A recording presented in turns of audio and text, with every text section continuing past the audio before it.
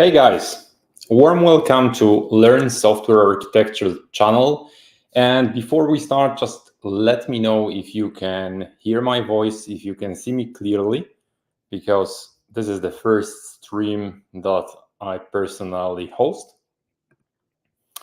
And in general, why I decided to start this channel was that you are able to find a lot of different resources around the internet that are treating about software architecture or software development topics, but quite often they are really focusing on being so strict about, for example, clean architecture, hexagonal onion, CQRS, event sourcing, event streaming, and so on.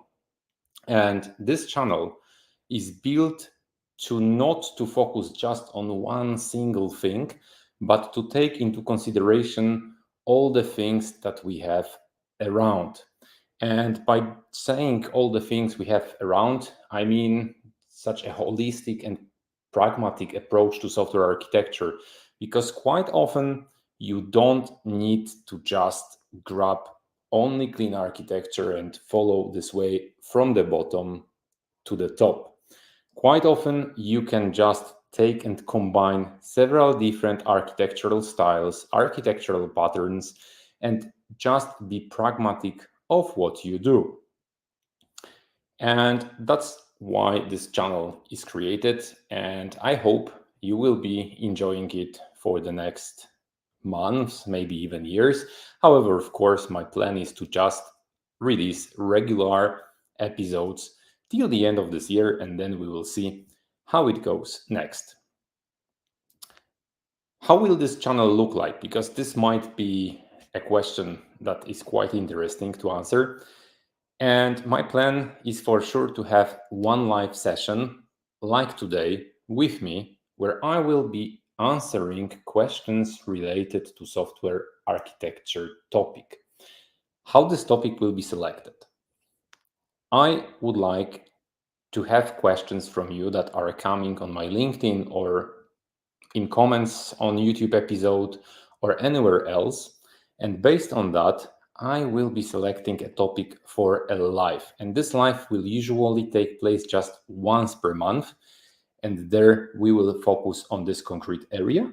And of course, during this session, you will be able to ask questions and I will try to answer them live.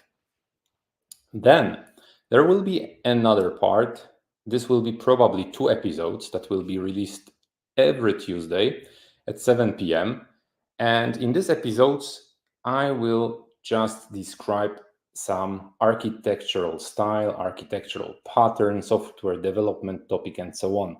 This won't be a live episode, but still we will be able to probably work on it in a comments. I will try to answer your questions as well after releasing the episode. But the most interesting part will be the live interview with a well-known guest from the IT world.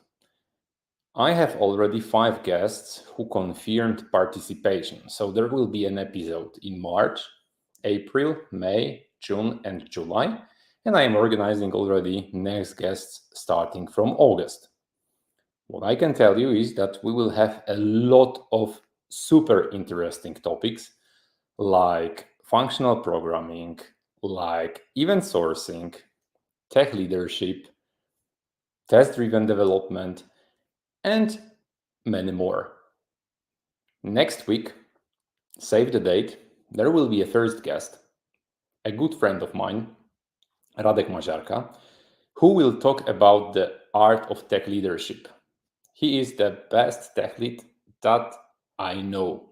I don't know any better tech lead. So if you are interested in a topic of being a tech lead, maybe you would like to become a tech lead, maybe you are today senior developer or a junior developer who is looking forward to his career path, then I really invite you to the next week episode, and this will be a live interview. Yes, you will be able to ask questions to the guest, and this guest will try to answer during the live session. If we won't be able to answer, then just we will get back to you, and then we can go further with the answers. And from the perspective of the date, as I mentioned, it will be a next week. And usually you can expect it once a month. This live interview with an IT guest will be once per month. Episodes will always be released on Tuesday at 7 p.m. Central European time. So like today, at the moment it's 7 p.m., 6 past 7 p.m. Then it's every Tuesday at the same time. In case of change, I will of course let you know before the episode. Yes. Do you have any questions? If you have any questions, you can put it in comments. And for next episodes, during the episode, you can as well put your comments, and we will try to answer it during the interview or during the live session, not waiting until we are finished and then asking to put some kind of a question. If not, then I have something really interesting. Today, I posted a poll, and in this poll, I asked the question if you would accept a production code where this production code would contain just one project. And the answers are quite interesting because from what I checked, and here we can go again to this LinkedIn post, from what I checked, it was quite equal between yes and no. So yes, I will be able to do that, and no, I can't accept it. And this is something really interesting. Just looking at it, give me a sec.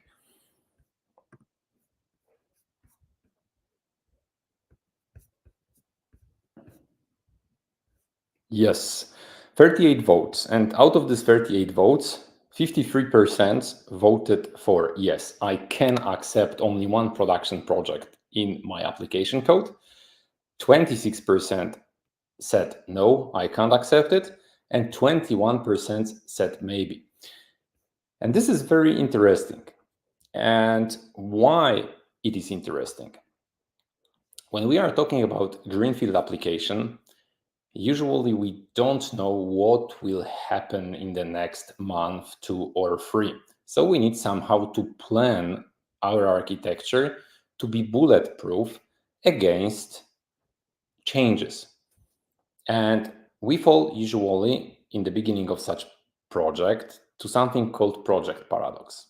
Out of this project paradox, in the beginning, we have so many decisions to make when we have so little knowledge about our domain, about our users, about number of requests per second that this application will generate, and so on, that it will be very hard to just create some silver bullet application with silver bullet architecture. And that's why it might make sense to go in such case with just one project in production code. This is something where people quite often tell me, hey man, have you gone crazy? How can it be that you have just one production project?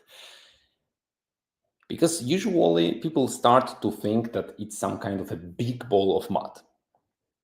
In the end, it might be a big ball of mud, but if you start with it, you can modularize it with namespaces, you can modularize it with packages, and there are so many different options, like by folders even. You can modularize it by folders and so on. And based on your needs, you can evolve to some more complex architecture when you know what you really need. In the meantime, I don't know if you are aware of, but there is a GitHub repository called Evolutionary Architecture. And with this GitHub repository, together with Kamil, we are showing how you can migrate your application from the simple step where we are focusing on a simplicity, delivering the product to the market, so building MVP in 3-4 weeks, and then you can evolve it and focus on growth, focus on complexity, and so on.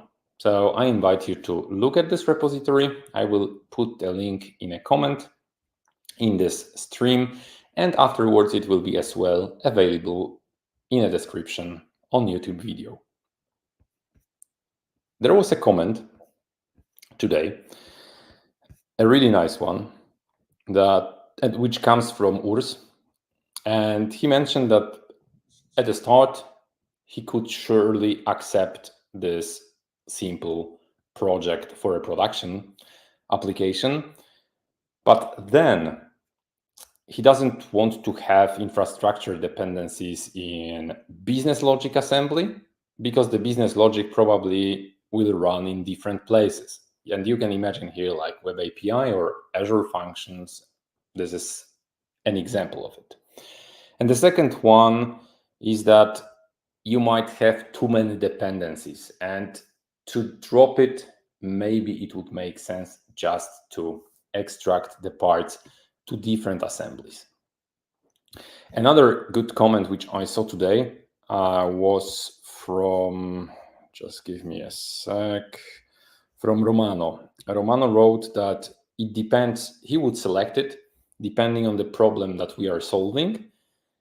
And he said that he thinks that a single production project is a great approach for a Hello World application, and of course it is.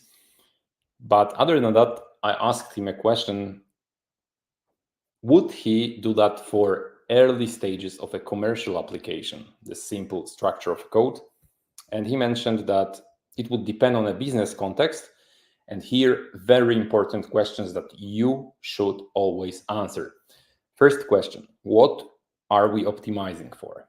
Second question, do we care about time to market? Because if we care about time to market and we need to release it in 3 or 4 weeks, of course, it would be way easier to just focus on delivering the business value instead of infrastructural things, layers, and so on, because then you would lose a lot of time.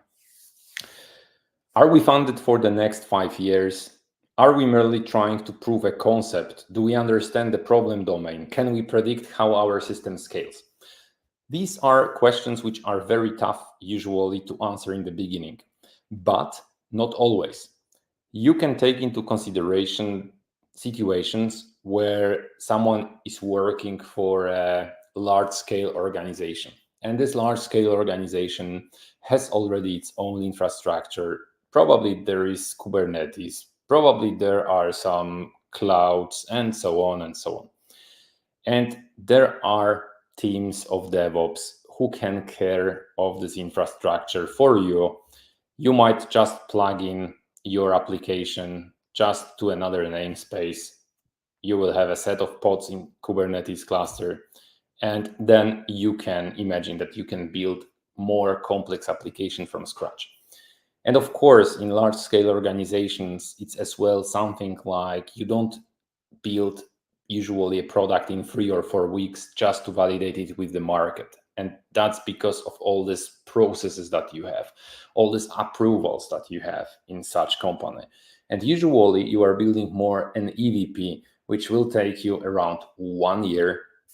And there you can focus on a lot of different stuff, a lot of different architectural patterns, because you have time for it. On the other hand, while working for startup or small company, which needs to validate the product as soon as possible with the market, it would be very tough to just focus on these architectural patterns. And that's why in such case, this one production code project could make sense for you.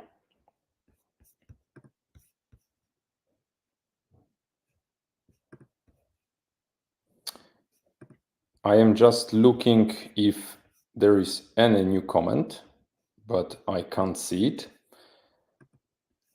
So yes, as mentioned before, This episode is just a starting one. I hope you like it. And usually, this live interview with my guest will take around 1 to 1.5 hours.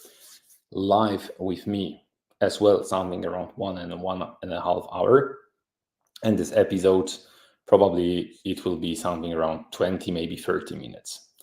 And I invite you as well to join a community on our Discord channel. It's called as well Learn Software Architecture. The link will be there as well. And I think that's it for today's. Don't miss the episode from the next week, a live interview with Radek Maziarka about the art of tech leadership. And I wish you guys a nice day, a nice evening, and see you then.